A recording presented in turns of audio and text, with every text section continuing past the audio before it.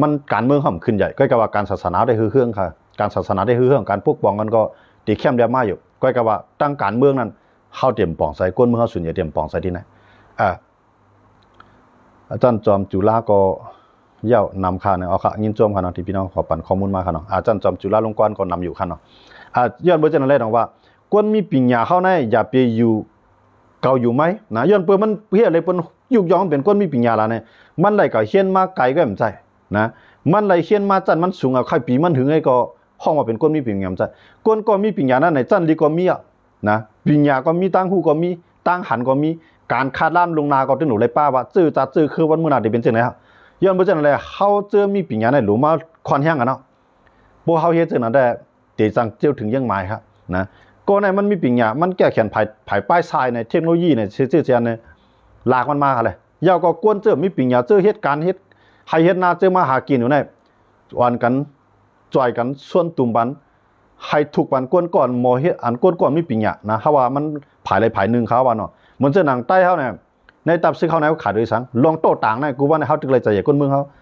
เพราะมีก้นมีปิญญามากอ่อนโหตาได้เฮ็ดกล้าออกมาเนี่ยทุนออกมาเนี่ยนั่นก็เขามีเงินไหนกว่าซื้อบันเนี่ยตาได้สร้างบันตับซึกเขาแข็งแข็งเจ้าไหนก็มันตื่นหลุดเลยมีก้นเฮ็ดงามเจ้าว่าการเฮ็ดการเมืองเนี่ยจะได้ไปตับซึกก็เฮ็ดการเมืองจะได้ไปปฏิก็พวกเขาเฮ็ดจังไหนเนี่ยต่อให้ศาสนากาใครเฮืองก้นเมืองกาใครกึนมันตื่นไหลปลายก็เงินเอากาใครนำตื่นไหลเปียดก็นะย้อนบ่จังได๋เฮาตีเฮ็ดคือแลเฮามีเคลื่อนยาวเคลื่อนเฮาเต็มไหลเปียดก้นเฮากึนยาวเฮาเต็มไหลปลายปิญญาเฮามีเอาแต่ดังแจงเอาใจเลยในใจตื้อเลยในจื้อคือเลยก้นเมืองเฮาได้จื้อเนี่ยอันนั้นเฮาดูแล้วก้นมีปิญญามาคอนออกกันให้หลายกูว่าในเฮามีครับนะป้ายทรายก็เฮามีนะเหมือนเส้นหลังป้ายทรายป้ายสร้างเนาะเหมือนเส้นหลังใต้ในขยะหมดเลยเนี่ยตับซื้อเข้าหลุยสังครับตาได้ต่อสู้ไอ้ปี้วันนี้เอาแห้งซึกนำละลายก็เลี้ยงเขานำละลายก็เปลี่ยนมาหลายตาได้ปี้วันสังว่าตับซึกนั้นมันนำเสตาก้อยกาว่าผู้นำมันมีนำกัดดั้งแขนซึกมันมีหมอกหมื่นเท่าวันนี้ละเพราะว่ามันเปลี่ยนซึกมีนำกัดดั้งแขนมีเครื่องเทคโนโลยีเข้ามามีดวนมีรถกาเต่าต่างหมอเฮ็ดหมาข้างกล้วย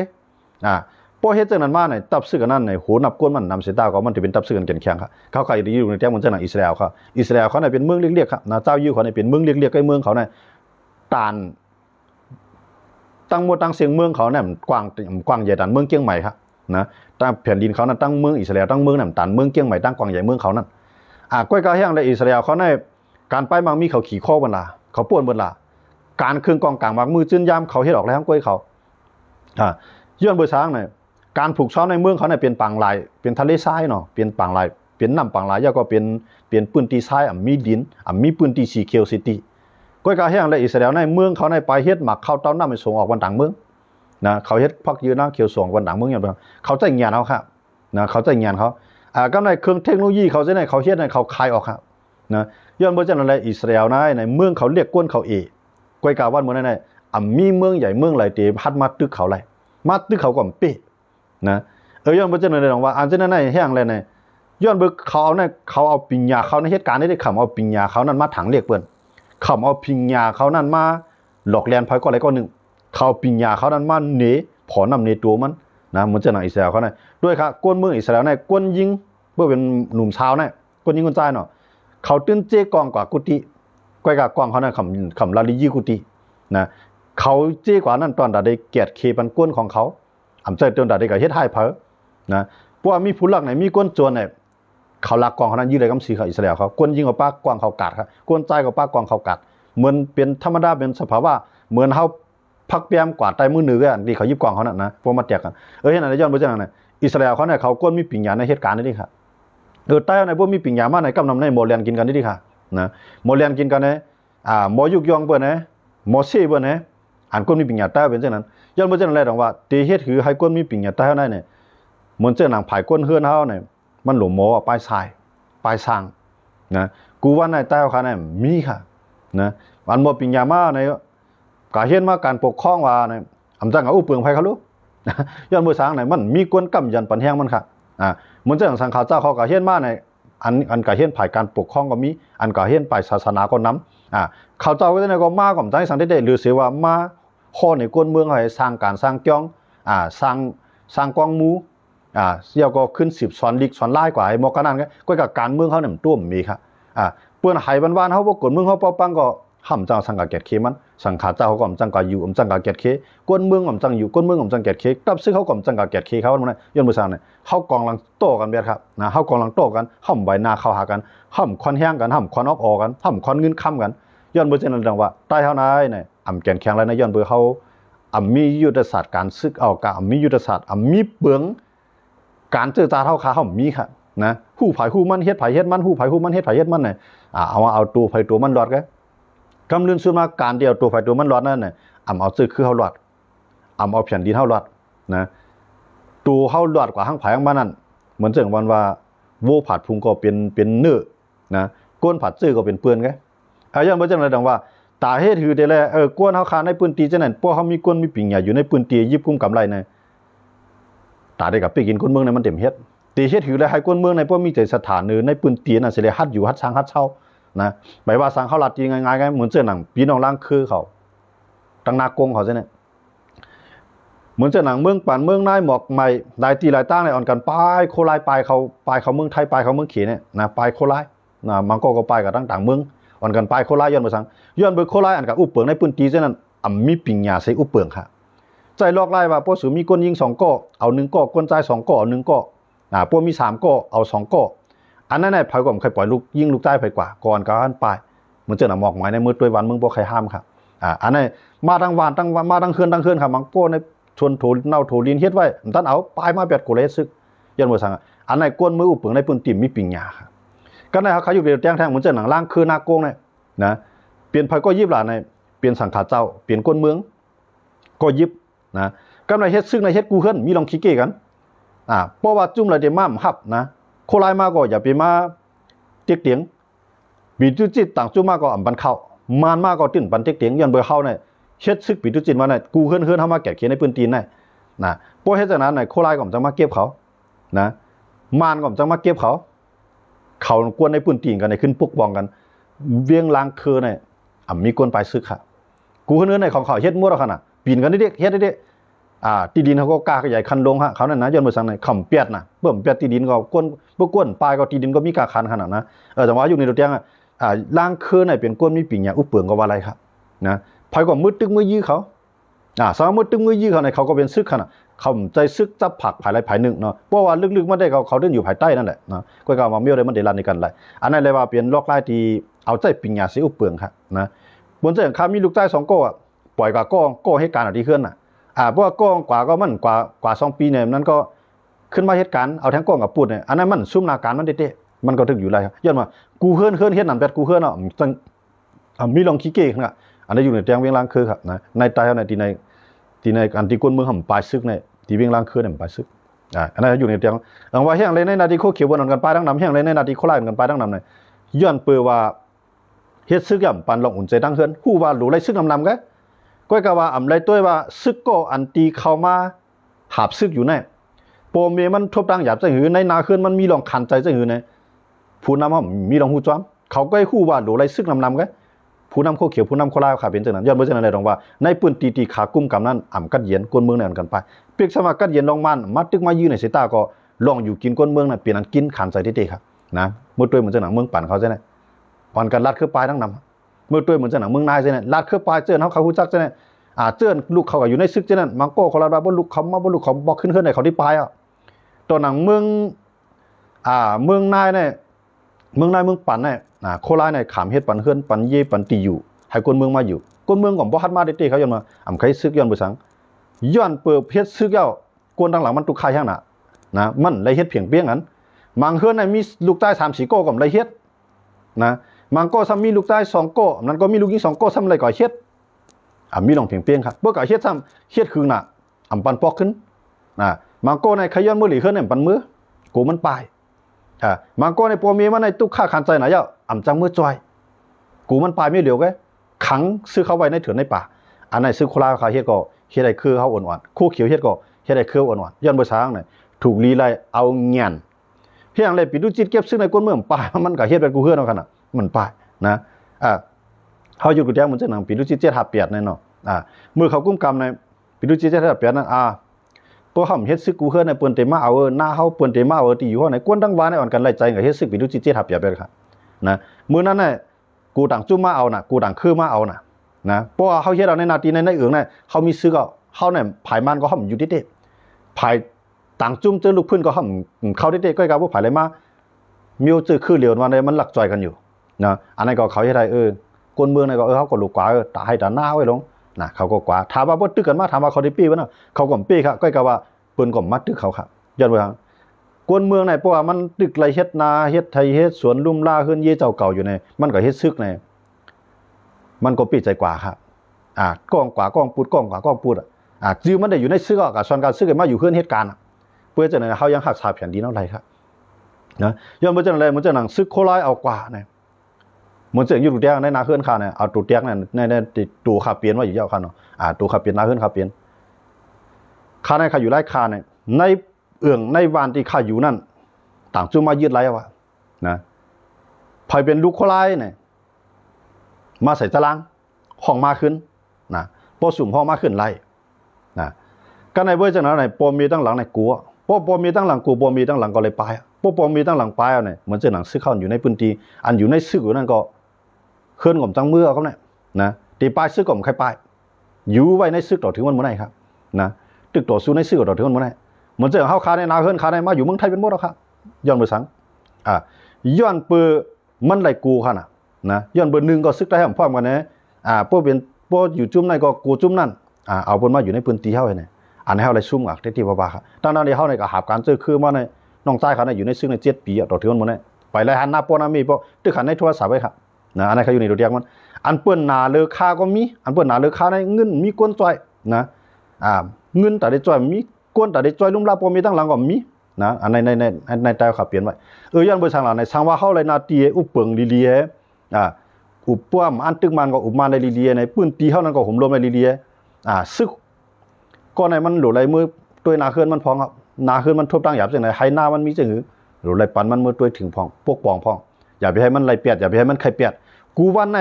ใต้เฮาในอ่อนกันจุ่นขาในมื้อเดียวนะก็เฮ็ดโคลายก็ไหลวันในเมืองเฮ็ดโคเขียวก็ไหลวันในเมืองมันแล้ววันในเมืองอ่อนกันป้ายก็มีน้ำเตี้ยอันไปป้ายก็มีน้ำครับนะอันไปป้ายจังนั้นเลยหมายถึงว่าเขาไข่ป้ายเขาไข่ป้ายมังก้มจังป้ายครับนางฮือซึกเข้าเตรียมไข่ป้ายนางฮือก้นเมืองเขาเตรียมไข่ป้ายในก้นหลวงเขาในหลุมมิ่งตั้งหูให้ปกป้องอะไรที่ไหนครับมันเฮ็ดซึกมือกว่ามันละอีฉังกูว่าในอันซึกใต้เฮาหลอกซึกขานเฮาในเขาว่าฮือเนี่ยอันเข้ากับเมืองไทยจังนั้นเขาเปรียบรันเปรียบเมืองกว่าเข้ากับ20-30 ปีอำตานเฮาเฮ็ด1วันเปิ้นเฮาเลยวันไรเมืองเฮาย่อสูเจไหนเปลี่ยนก้นโกเตเปลี่ยนก้นกึกปื้นนั่นแหละสูเจไหนเตเปลี่ยนก้นโกอัน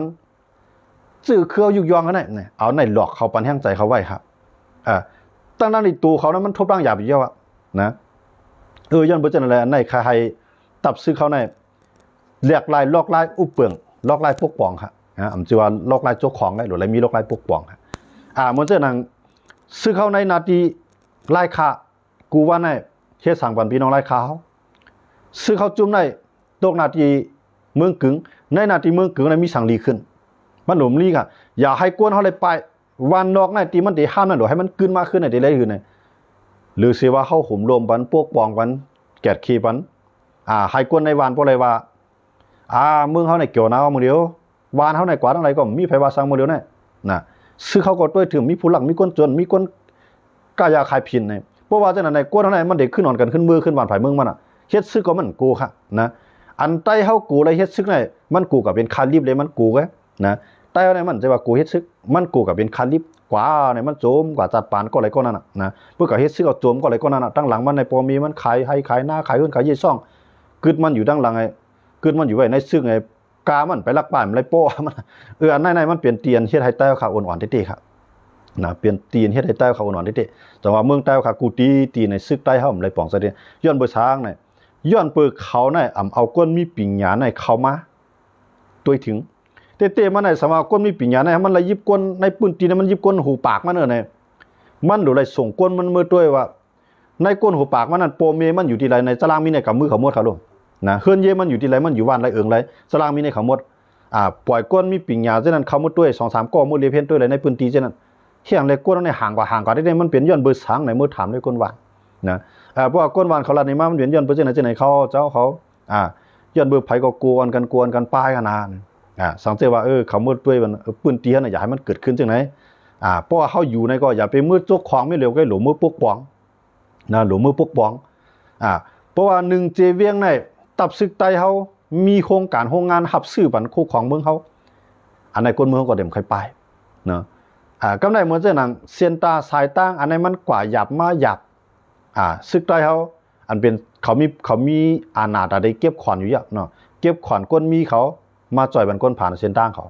ปกป้องบันไรย้อนมาจากไหนเขาหลุดไรอุบเปลืองให้ไรนะอุบเปลืองที่ว่าเขาอุบเปลืองไงก็บุหลูสังก็มาหาเขาไว้หลูสังก็มาหลูเข้าก็ห้องหากิ้งก้างหลูเนื้อหมูเนื้อไก่ก็ห้องหากิ้งก้างก้นวานก็จอมเมี่ยงเพราะฉะนั้นเนี่ยใจเส้นตั้งดัดได้ขึ้นใหญ่ครับหรือเสียว่าบีบเงี้ยก้นเมืองเขาได้เห็นก้นเมืองก็ข้างฮีก้นปีว่ายอมนะมันได้เป็นเช่นนั้นกันเวียงเมืองปั่นมีเด็ดซึกกวนเฮ็ดไฮเฮ็ดหน้ามีเอานะเอาซึกมันนำละลายขนาดใช่ไหมนะเตะมันในกวนอยู่ในปืนตีนั่นมันหลูอีสังตั้งจ่อยเทียมมันหลูกวนจ่อยเหตุการมันเฮ็ดเปลี่ยนมาอยู่หลูมีกวนหับซื้อค่ะอันซึกกวนมือเหลือในเมืองเขาในมันเปลี่ยนกับปันซึกอุปึงเมืองค่ะนะให้ปฏิการเมืองมาด้วยถึงเอาคำเมียน่ะนะมันอยู่ที่ซึกในอุปึงก็กับว่าซึกในซ้ำกับเฮ็ดหน้าหรือหลังกวนในเมืองเขานะครับนะซึกในเฮ็ดหน้าหรือหลังกวนเก็บขอนเฮาแห้งนะกำกับตั้งร้านเคทีวีเฮกำกับก้ายามาขายยาผีในกำตัดไม่ขายต่อไงเอากวนซึกเขาในกว่าเหตุการณ์นั้นใช่ในการนำต้มเมียในใช่ในที่เฮก็กวนเมืองอันอยู่ด้านหลังนำไรสังนะกวนซึกก็อะไรเฮ็ดก็ญ่าสังหรือเสียย้อนเงินปอมีกำลืนมาก็ป่าเฮละมาเนี่ยอันในซึกได้ใจลอกไล่ในเสลอุบเปลืองกันมากครับย้อนเบอร์เจนอะไรตรงว่าอันไหนเฮ็ดให้วันเมืองเขาขาขึ้นใหญ่เฮ็ดให้คักเฮ็ดให้กวนเขาขาขึ้นมาย้อนเบอร์เจนอะไรอันใต้เขาซึกได้หลูเฮ็ดเนี่ยเฮาหลูเกปัญหาตีอันกวนเมืองเขาใครปลายในย้อนเบอร์สังเลยมันใครปลายวันน่ะมันใครเฮ็ดซึกเลยมันปลายแค่ส่วนใหญ่เนี่ยผมใครซึกเลยปลายแค่กำในย้อนเบอร์สังในย้อนเบอร์สังเลยมันใครเฮ็ดซึกเนี่ยย้อนเปิดกวนซึกเขานั่นมือปั่นตั้งหูเขามือปั่นปิงยาเขามือด้วยถึงเขาเพราะว่าปืนปีกขิงกลางขิงเหียงปีกกินก้นวานอันไหนซึ่งเขาก็ลาทางจ้อมกำในขิงกลางขิงเหียงมังก้อมกับเวียกขาดซึกไอ้มาปีกกินก้นวานกำย้อนเข่ากำย้อนเงินกำคานพื้นเนาะใจเฮ็ดอันนั้นในก้นเมืองในกลุ่มกับเฮ็ดปันการลายลูกครับปีกเนาะกำเลื่อนมาตาหน้าขึ้นเจ้าเก่าจังปกป้องครับเนาะอันที่ไหนเกิดขึ้นนำได้ที่ครับในเมืองเขาย้อนมาจากไหนว่าเอากันปลายซึกเนี่ยอันเปิ่นปลายซึกเนี่ยอันเปิ่นอันในใต้เขาถิ่มปลายซึกในขาหันเวียงเนี่ยนะขาหันเวียงหลายๆเนี่ยขาในนาทีปีดุจิตกุ้มกำเนี่ยปลายซึกนะเหมือนเจ้านางปางเลี้ยงใสก่อมปลายเตะนะของเขาเฮ็ดซึกก็อยู่ในปืนตีก็เขาขึ้นมาปกป้องในวันในส่วนเขานะอะไรมือตัวโปตัวมีเขาตัวปีตัวน้องเขาอันนั้นเขาหูได้ปลายสังปลายก็อยู่ต่างเมืองเขาเป็นเมืองเปิ่นเหมือนเมืองเขาเนี่ยเขาก่อมปลายเหมือนเจ้านางตั้งการดีเจ้าเนี่ยก็เขาก่อมปลายก็คือนะย้อนเมืองเนี่ยบ่เฮ็ดซึกนั่นก็เฮ็ดเอาในตับซึกนั่นก็อำไรกว่าซุ่มข้าวยามเป็นปีเป็นเรือนอยู่ในเถือนในป่านะเขาก็เปรียบใจกว่าก็ในอันลีดีสุดในอยู่ที่ล่างคือนะล่างคือในอะไรว่าลีดีสุดในไตในนะในไตในล่างคือในอะไรว่าลีดีสุดเพิ่มกับแจกเมืองลาขนาดเมืองลาแต่ของมันเป็นทางเบี้ยวลงเนาะเมืองลาเนี่ยจับติดเมืองเขเป็นทางเบี้ยวเหมือนเจ้าหนังเพราะว่าลองอยู่ลองกินลองว่าก้นหาก้นมือก้นจวนล่างคือเนี่ยบ่มีนะย้อนบ่ฮะเขามีผู้นำที่ดีครับตั้งสังขารตั้งก้นเฮือนแหตั้งก้นซึกแหเขาโฮมันทำภายขนาดโฮมกันทำภายในจ่อยกันนะเพราะก้นเฮือนมีปัญหามาสังขารว่าตับซึกก็จ่อยก้นเฮือนนะเพราะตับซึกมีปัญหามาก้นเฮือนก่อนกันกับจ่อยตับซึกเพราะสังขารมีปัญหามาตับซึกในก้นเมืองก็อ่อนกันมาจ่อยสังขารเขาในทำภายในเฮ็ดโกกันโฮมกันในมาขี่นือกันนะติ๊กติงกันนะจังว่าเขาเนี่ยย่อมปลายครับปลายเสียมก้าเขาไปเลยจ่อยแทงทั้งนอกมันแทงนะต่างหมู่ต่างจุ้มมีปัญหามาเขายังจ่อยแทงนะย้อนไปจังไหนตรงว่าในนาทีโคเขียวอุปึงจอมเปลี่ยนไรจังไหนเปลี่ยนไรในนาทีโคไล่อุปึงจังไหนจอมเปลี่ยนไรหรือเสียว่าใครปลายได้เดียวนะผู้ว่าก็เลยย้อนง่ายก็เลยเอาง่ายก็เลยฮักเจอคือก็นั้นก็ญาติตามมันนำแล้วนะเพราะว่าปีนึงก็ปลายมั้ยปีนึงก็จุดนำมาก้นเจนว่านะสำหรับดีเลยเปลี่ยนนะก็ไม่ย้อนไปสังมันปลายกว่าไหนามันก็ขายยาวๆนะก็ได้เมืองเต็มและเมืองของเป็นซาเมอร์เนี่ยมังกรเนาะพวกก็มีเงินเอามือซื้อเย็นกุ้งก็เลยมือซื้อเย็นในปีโตมันก็แล้ว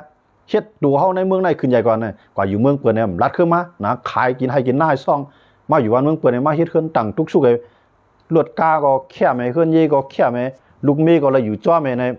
รู้สังอาจารย์ปานมันเพราะวันเมืองก็เย็นมันได้ไรมันเมื่อไรลีหรือเจอจานอยู่ในเมืองเฮาก็ไหนนะตีไรตีลินตีแค่มันมือเสือตีไรตีหน้าตีแค่มือเสือหน้าได้ลงมังเผามันมือเสือ มันเดี๋ยวมือซื้อดีๆเนี่ยกล้าขายเป็นสเต็กโจซื้อ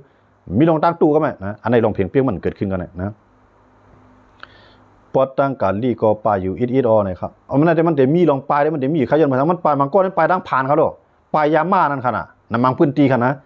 มันจะพี่น้องเขาว่าตั้งการลีเนี่ยยาม่ามเรืองนะเขาหรอนะยาม่ามเรืองนะก้นเฮียนเป็นภาระนะก็เป็นปีดุจีได้เหรอวะนะกำลังอันก้นเมื่อปลายในนาทีตั้งการลีพี่น้องเขาว่ามาในกำลังในหนึ่งปลายย้อนเบยาฮะนะอันปลายย้อนเบยเก็บซึกในเดี๋ยวมันกำเอกย้อนว่าเขาเก็บซึกก็เขาขึ้นอยู่ในพื้นตีแกขำจะได้โทษซึกกว่าทั้งหลายเขาอยู่ในพื้นที่อยู่มาใจพอใจเมย์มันอยู่ไม่ไรส่วนใจพอใจเมย์มันเนี่ยมันนี่จะไหนเขาหรอเพราะว่าก็อยู่ในโคกเขียวได้ตาได้มาใจพอใจเมย์ได้มันเมียนะพวกอยู่ในโคไลแต่ได้มาปกป้องพอมีพี่น้องกวนดังหลังมันจอยไปว่าสังอาจอยพันละโคนล้อมหัวนี่ก็เมียขยามันน่ะเอาตับเอาอาซักซึกนั่นก็เอาไว้ในซึกไอ้ในไปยามตรงนั้นมาเหมือนในไปยามตรงนั้นมาก้นหลวงเขาหรือเฮ็ดป้อยเอาห่มลงมามันเยานั้นก็เอาพวกอยู่ในโคกเขียวโคไลสู้หมอจัดปานมันนะหรือสิว่ากวนก้อนไหนมันมีปิ่งยามันมีน้ำกัดอะไรก็เขายุกจันปานไหนแล้วยิบลูกน้องดับเป้ก็มันก็ได้ดีกว่าก็มีอยู่แค่นะเพราะว่าไอ้ขี่เนื้อลังวัวลังควายเย้าจันหมูลาปัทมาในมาแรกอนาการมันได้รับสิงว่าพวกอยู่ในโคเขียวโคไลนะมันเปลี่ยนเจ้านั้นหนังคือเตรียมเปลี่ยนเจ้านั้นในก้นหลวงเขาหลุดด้วยบัญคานะซึกกูก็ตีมาเนี่ยนาสูในตื่นเปลี่ยนของสูแกให้สูตีสูมีไว้นั่นก็ตื่นเปลี่ยนของสูแกเขาได้ส่งสาวนาตีเขาในมือแตกไว้ปันตีลินสูในโคราชในสองยามมีสิปอขาออกจากนั้นมีหมักดาแต่เด็ดด้วยหันเจ้าในสองมีค่ะมีในโคเขียวก็มีค่ะแกตอนว่าก่อเฮ็ดซึกโคเขียวก็ซุ่มจังจัดตั้งป่าเนาะก่อเฮ็ดในยาว่าได้จอยซึกคือวันเมืองละตาตัวมันก็มันจังรอดอะไรเนี่ยอันนั้นซึกผู้นำเฮาหรืออะไรมีปิ่งใหญ่ป้วนช่างค่ะจังไรว่าโลเอาก้นมีปิ่งใหญ่ในตัวถึงก้นมีปิ่งใหญ่เลยมีดังคู่นั่นนะมันหรือเลยมีจ้อมกันฮะเนาะมีจันดีกระหลายกันไรนะบางก้อนเนี่ยจันลิงมุดเตียกเตียงเบิ่นนะเอาปิ่งใหญ่มุดเตียกเตียงเบิ่นบางก้อนยันบ่จังไหนมันโดมีตังคู่ค่ะนะเพราะว่าเฮ็ดปานจังนั้นเนี่ยมือเหลือในยุครูแต้มเหมือนเจ้าน้องใจค่ะอยู่ในเวียงไรคาเนี่ยกูบอกเนี่ยเขาอยู่มาใน7 ปีเขาลงในดับซึกเนี่ย7 ปีในมือเหลือในหน้าในลอกนั่นมีค่ะเนี่ยนะตอนตามมันกับเขาว่าเนาะตอนตามมันมีย้อนไปสังฆะย้อนไปปอเมมปลายเอาในสังว่ามันขึ้นมืออยู่ขึ้นวันมือหน้าจองตีเป็นของมันนะค่ะกวนวานเขาเอาค่ะนะกวนวานเขาเอามันก็ซึกต่างจุ่มมายีดกว่าย้อนไปมือเหลือในต่างจุ่มมาอุบเปลืองเขาหรออันนี้เขาอยู่ในรูแตกมันกับเขาว่าเนาะย้อนไปเจ้าอะไรตรงว่าสังเจว่าซื้อเข้าในปล่องใจอันเป็นโคปู่โคหมอนโคปอโคมีเมื่อตือใครลอกหน้ามาสวนน้อยนั่นสวนเข้าในว่าอย่าให้มันไหวให้นั่นก็มันกว้างไหลนะหน้านั้นไหวให้นั่นก็มันกว้างไหลพอเฮ็ดกินก็เยอะเตือนไหลมักมันว่าก้นก็ในมันยามมาหาการซื้อคือยามเปลี่ยนตับซึกจุ่มนั่นจุ่มในตับกองนั่นตับกองในนาทีนั้นนาทีไหนใส่เฮ็ดป่าวันมันในอะไรปั๊บเรียกๆไงเตรียมไว้วันมันใน9 แถว10 แถวงอดอกจุ่มมันของเสียวขึ้นจึงใต้เนี่ยไผเมื่อเอาวันนามีศักดิ์ศรีหลักฐานน่ะไผเมื่ออะไรของมันค่ะวันเมื่อไหนเปิ้นเมื่ออะไรคะเนี่ยนะที่ส่วนที่ให้ที่หน้ามันเปิ้นขยิดอะไรเนี่ยนะอย่าบ่สังตับซึกเนี่ยพระผู้จอมขนาดตับซึกเนี่ยมื้อด้วยถึงขนาดก้นหลวงเฮาเนี่ยใส่ใจขนาดแต่ว่าอันก็เฮ็ดโคเขียวไว้มาในสู่จัดด้วยค่ะปานสิปานเขาไล่สังค่ะเขาก็ไล่สังเซมิลค่ะแต่ว่าขยิดของลายแกเขาสำวนว่าซึกใต้ในเขาวนจังหือหลาในก้นลงใต้ขนาดหมายถึงก้นลงใต้ก้นลงใต้ในเขาวนว่าจังหือหลาเนี่ยพวกเขาปลายก็เขาฮักวันมึงเขาน่ะเขาตูรอดเอารู้ดูยืดเด้อเนี่ยออกก้นลงใต้เขาเฮ็ดจังไหนค่ะเอายืดมาก็เอาปันต่างก้นชื่อเปิ้นอยู่นั่นน่ะก้อยกะเขาลืมวนว่าก่อนที่มันติเปลี่ยนหน้ามานั่นเปลี่ยนเพเฮ็ดอันสร้างขอนมันมาหลายปาน10 ปานนั่นเปลี่ยนเพก็สร้างไว้ขำไรวนค่ะดีไหนหน้าตรงไหนก่อนมันเดี๋ยวไรมาไหนมันหลักบนมาหามันจวนบนมาหามันซื่อบนมาหาหรือไรคู่ค่ะมันซื่อบนมาค่ะลูกจึงก็ตื่นเปลี่ยนคือเป็นเฮียงมันเปลี่ยนตื้อต่างข้าวยามันหามาเฮ็ดไว้จึงก็อย่าไผตื่นเตียวความไรนะเอาสังซึกได้เฮ็ดปานในตอกจุ่มบันไรในจุ่มไหลมาเอาก้นหลงคิงกลางก็เลยมาอยู่ก็อย่าให้มายืดดำไรยันมาสังบ่มันมายืดเราในลุมตลาดซึกต้องมีค่ะเนี่ยที่หนูไรมีค่ะก็ในขายามเฮ็ดซึกมาค่ะยามจอยแถมซื้อคือวันเมืองมาค่ะขามีไว้ศักดิ์ศรีหลักฐานคิงกลางคิงเหียงมายืดเราเตียที่หน้าขาวกับปันก้นนั้นก็ในมือเหลือในเขาเดียวกับลาดในภายค่ะซึกได้เขาผมจ้างกับลาดในภายกูวันในปอมีเขาไปก็ให้หน้าเขาก็ห้ามกะเปิ้นก็ปอกมือขึ้นก่อมจังเอานะบางก้นตายในซึกกับปอมีมันก่อมไรใส่มิ้วสังเกตว่ามักมันก้นก็ได้มันให้การซื้อคือวันเมืองการซื้อเอาเนี่ยมาสังว่ามันได้ตายในซึกเตือใครลอกหน้าในขึ้นตกเป็นของปอมีปอมีตายกับตกปันลูกหลานมันค่ะมันตื่นเลยเปลี่ยนจังนั้นค่ะมันตื่นหรืออะไรเอาของลายกันกูวันไหนเอาของลายกันได้ค่ะยังบ่สั่งตายเขาไหนได้ไปว่าเขาพวกเขาจะลงปองจึงนะเขาเฮ็ดอะไรหรอจึงได้เนี่ยเขียงเลยมานเขาลงปองจึงมานเขาในวันนอกในวังมังก็ในเขาไปหันหน้าเป็นตรงไรก้อยกับเขาหูมวดขามันนะ ตรงในมันเขาในเฮ็ดปันนะเฮ็ดปันไว้หน้ามันนะพวกหน้าในกำนำน่ะได้มีไว้เดียวมันเขาเฮ็ดปันค่ะนะซึกใต้น่ะต้องเฮ็ดปันค่ะเฮ็ดนะก้อยกะเขาคลายสังให้หลาไหนเขาคลายว่าหลุดซึกน้ำหลุดซึกน้ำพวกเลี้ยงเขามีปุนพรเก็บมากันมีปุนพรไปถึงขนาดนะเพราะว่าเก็บมาในก็ในตกนาทีก็นั่นก็อีกับมันก้นเมืองเลี้ยงฮะก็ในตกนาทีดังบุญในวันในเวียงนั่นก็ก้นเมืองในปืนติงเลี้ยงเพื่อกับญาผู้น้ำดีก็ก้นวานก็นั่นเด่มพวกก้นวานเช่นนั้นก็พวกค้างเพื่อกับญาผู้น้ำดีก็กำสร้างขวัญกำสร้างขวัญกำเหตุการณ์กำลอมโหดตับกำหลูฮันพื้นอันนั้นก็ไกวมันกันยังจังหวะเช่นในศึกใต้เขาในเปลี่ยนเช่นนั้นครับจังเลยว่าเตเฮ็ดคือเลยให้เปิ้นให้กูคือบ่ได้ยอมรับได้เลยให้ซึกใต้เฮากูก็บ่ได้มีศูนย์ไลในออกก้นลงใต้2ยามม่วนสิปอกว่ามันข้ายุ่มยามว่า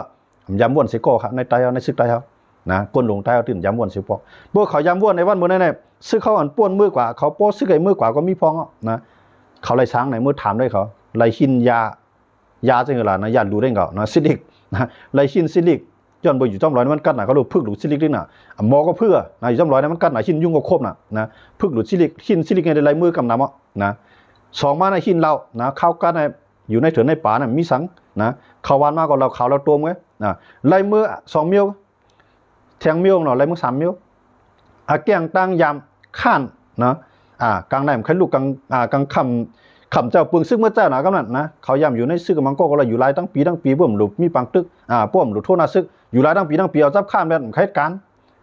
เผื่อเมื่ออยู่เพื่อนเมื่อหากินยาลำยาไม้ซึ่งไหนก็มีค่ะอันไหนลูกในซึกไอ้มือกว่ามันก็จับยาในกลเมืองมาอยู่ในซึกก็หายกว่าก็มีเนาะอันนั้นห้ามว่างกันก็เฮาลองมันเปลี่ยนซึ่งนั้นไว้ค่ะเนาะย่อมมาจากนั้นแหละอันซึกใต้ก็กำนำตีอันลายมือนั่นแหละพวกมันปองมือขึ้นกว่าได้ลายหินซิลิกหินเหล่านั่นได้2อันได้สู่หลอดเพอนะก้อยกามันจะเป็นคีมันห่ำเป็นคีมันหมอกขนาดแกนะบางคนในเมืองมาได้ซิลิกไปยามกินเหล้าไปยามซิลิกไปยามสู่เหล้าไปยามกินมืออยู่ทั้งเฮือนขนมเมืองมาได้เป็นคนดีๆมาจนเบอร์คนก็อะไรบางก็ว่าลูกใต้ก็เลยว่าหยาบก็ใจกับเฮ็ดซึกกันในก็มีอยู่กันเก่าเนาะบางก็เลยมีปิ่งยาก็ใจกับเฮ็ดซึกกันในก็มีอยู่กันเก่าแกย้อนบ่จังได๋ดอกว่านั่นได้เฮาคาหันซึกใต้เฮาก้นลงใต้เฮาในจู่ลุ่มตุ่มกันออกลีเนาะอยู่ในคู่เขียวก็เป็นคนเมืองใต้แกเขาสมว่าให้รักษาแผ่นดินเนาะการว่ารักษาแผ่นดินเฮาเนี่ยมันหลูมีเจ้าของขนาดแผ่นดินน่ะมาด้วยกันเลยในเมืองไทยเนี่ยเปิ้นมีไว้ที่ดินเฮาไหนมันก็อยู่อเมริกันแก้วปานมันปอกมาก็ย่ำปอกมาก็ย่าที่เป็นที่ดินมันได้บ่มันไปขายไปขายจริงบันเปิ้นนะ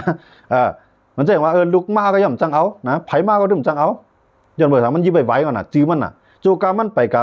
ขายจื้อมันปันแทงดังก้อน่ะตื่นเป็นของมันได้เดียอันนี้ใครอยู่นี่เดี๋ยวเตียกมันเองก็ถามว่าซึกใต้เฮ็ดอะไรฮะจังได๋ตาเตเอาเสาเฮ็ดเป็นเสาปูนอันนี้ก็ซึกใต้บ่เฮ็ดใจอยู่เนาะเสาปูนนั่นเอาว่าเตรียมไว้หมายมันมิกมันเฮ็ดหลายเขาอยู่เนาะหลักแต่ละเมียนะบนความใต้เนาะความไทยเนาะอันในมือเตียกมันก็จึกก็แล้วนะมีหลายศอกหลายว่าไหนว่าใส่ที่ไม้ก็เลยว่าใส่ที่จึกก็แล้วหลักหูห่างๆมาตอกจุ่มมันดังหลังมาเฮ็ดไว้มันปานเผยดึมจังก็เอานะต่อให้มันเฮ็ดซึกโป้ซึกกว่าเมื่ออยู่ในเมืองไทยนี่ก็ในแผ่นดินเมืองใต้น่ะถึงมีเจ้าของมันผ่านไปจังมาเอาของมันเขายันมาจูมันมีไว้ค่ะนะให้มันมีดีในสวนมันมีดีในนามันมีดีในเป็นของพวกของเมมันก็ดีเป็นของมันก็ดีตื้นหรือไรตกเป็นของมันค่ะผมใจว่ามือปอเมอยู่ไว้ได้มีไว้กุมเบี้ยกับเพิ่นก็เฮ็ดซึกกับปอเมปลายไปแล้วก็เพิ่นก็ยึดหมดซึกเขาปอขึ้นมามีสังเอามั้ยอันนั้นจ่องก้นลงใต้ยามบ่วนสิปอค้าใครอยู่ในว่ายามบ่วนครับปอบ่วนได้ใครอยู่ในว่าเขาเฮ็ดไรวันมื้อนะในนาทีเขาอุปเปิงไรจังนั้นเขาดิ้นเฮ็ดไรนะเขาดิ้นเฮ็ดไรค่ะก้อยกาวกูว่าในคำเฮ็ดสังปันซึกเขาเมียวหรือเสว่าทุกวันโค้ย1ปีใน2จุ่มเขาในก็เลี้ยงออกก้อยกำจิว่าเงินในท้อง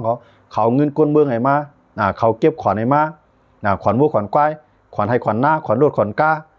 อันที่ไหนขึ้นเลี้ยงดับซื้อเขากำนำได้อันเลี้ยงนั้นมันเองนะเขามีปุนพรหาเงินซื้อกองซื้อโค้ปานนี้ไหนก็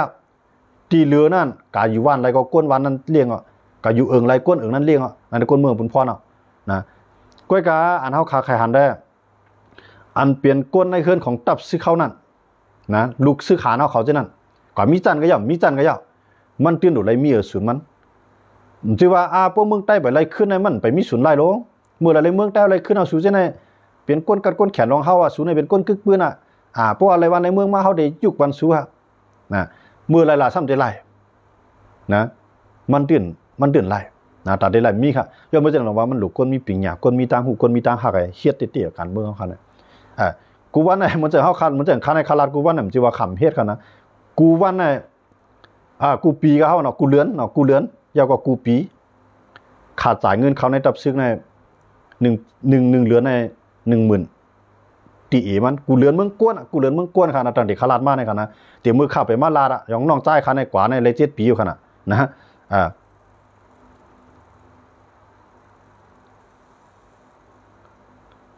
น้องใจเขาก็7 ปีกว่ามีลูกใจ2ก้อในซื้อก็นะลูกใจ2ก้อเขาจะล้างซื้อก็แววอมเลยนะตัวมันก็อยู่ในจะล้างซื้อก็นะมันจะเข้าคาจะในก้นในเฮือนคันอยู่จะล้างในอยู่ในจะล้างซื้อบ่เราอย่างว่าก้นก็ให้ซื้อ1ก้อในเปิ้นตัวเองของสู้มันได้เปิ้นตัวเองของสู้มันมีปีมีน้องหลายก้อ